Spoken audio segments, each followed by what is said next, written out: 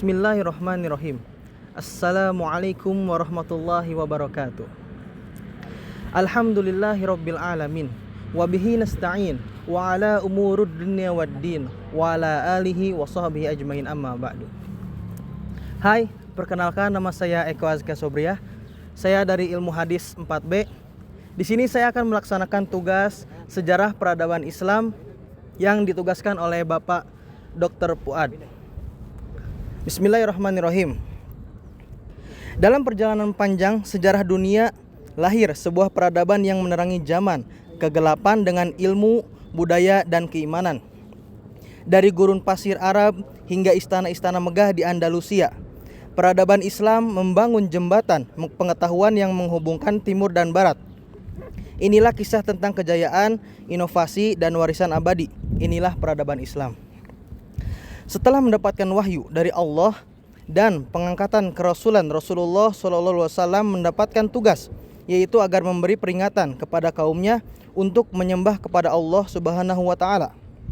Maka Rasulullah SAW pun melakukan dakwah secara sembunyi-sembunyi. Sebagai tempat kelahiran dan pertumbuhan beliau, maka kota Mekah dijadikan Nabi Muhammad SAW sebagai titik tolak dakwahnya. Sekian, terima kasih.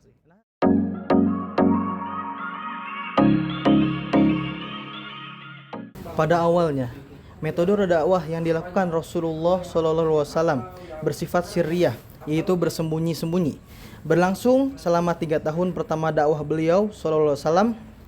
Hal tersebut mengingat kedudukan Rasulullah SAW yang masih lemah, ditambah kandungan dakwah beliau yang sangat bertolak belakang dengan keyakinan prinsip masyarakatnya yang penuh dengan nilai-nilai kesyirikan. Lapisan masyarakat yang paling pertama beliau serukan ajaran Islam tentu saja adalah keluarga dan kenalan dekat beliau. Itu pun beliau pilih hanya kepada mereka yang ada tanda-tanda kebaikan kepada dirinya. Usaha beliau tidak sia-sia. Pada hari-hari pertama dakwahnya terkumpul sejumlah orang yang menerima dakwahnya dengan penuh keyakinan dan penghormatan terhadap Rasulullah SAW.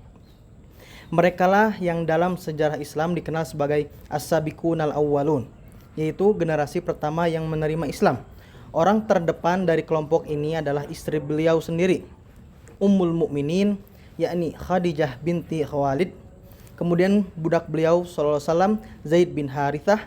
Lalu sepupu beliau SAW, yakni Ali bin Abi Thalib radhiyallahu anhu, yang saat itu masih belia dan dirawat oleh Rasulullah SAW.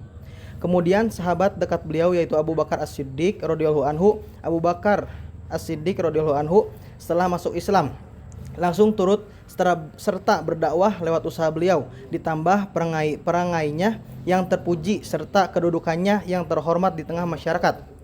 Dakwahnya cepat memberikan hasil. Tak berapa lama tercatatlah sejumlah orang yang masuk Islam lewat beliau, di antaranya Utsman bin Affan, Zubair bin Awam, Abdurrahman bin Auf, Sa'ad bin Abi Waqqas, Talhah bin Ubaidillah radhiyallahu anhu. Mereka juga digolongkan sebagai generasi pertama dari kalangan para sahabat dan yang banyak berperan dalam dakwah Rasulullah SAW.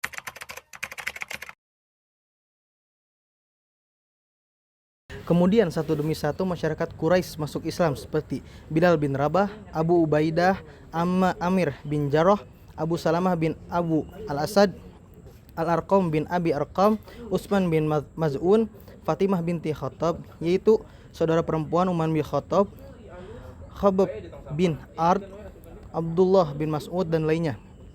Mereka semua masuk Islam secara sembunyi-sembunyi karena Rasulullah SAW menyampaikan dakwahnya secara individu dan rahasia.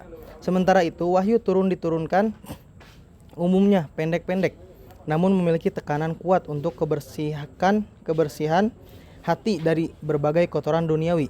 Sangat sesuatu dengan kondisi saat itu yang menuntut kelembutan hati dan jiwa. Selain itu, wahyu yang turun banyak menggambarkan tentang surga dan neraka, hingga seakan-akan terpampang di hadapan mata. Hal mana dapat menimbulkan kerinduan seseorang terhadap surga dan ketakutannya terhadap neraka. Sedikit demi sedikit lahirlah ikatan hati yang kuat di antara mereka. Kemudian lahirlah rasa ukhuwah dan tolong-menolong sehingga semakin mengokohkan keimanan mereka. Ritual yang sejak awal mereka lakukan adalah ibadah salat. Namun waktu itu sholat 5 waktu belum ditetapkan. Yang mereka lakukan adalah sholat 2 rakaat setiap pagi dan petang, sebagaimana firman Allah Subhanahu wa taala, dan bertasbihlah seraya memuji Tuhanmu pada waktu petang dan pagi. Quran surat Al-Mu'minun ayat 55. Hal itu pun tetap mereka lakukan secara sembunyi-sembunyi agar tidak diketahui oleh masyarakat. Meskipun dakwah tetap dilakukan secara sembunyi-sembunyi, namun lambat laun akhirnya berita tersebut sampai juga ke telinga orang-orang kafir Quraisy. Pada awalnya mereka tidak terlalu menghiraukannya. Mereka menganggap apa yang dilakukan Rasulullah SAW tak berbeda dengan apa yang dilakukan oleh beberapa orang sebelumnya yang sekadar ingin menghidupkan nilai keberagaman. Akan tetapi, lama-kelamaan kekhawatiran tersebut muncul juga setelah pengaruh Rasulullah SAW kian lama, kian kuat dan meluas. Mulailah mereka memperhatikan dan menguasai dakwah Rasulullah SAW. Dan sekian, terima kasih. Assalamualaikum warahmatullahi wabarakatuh.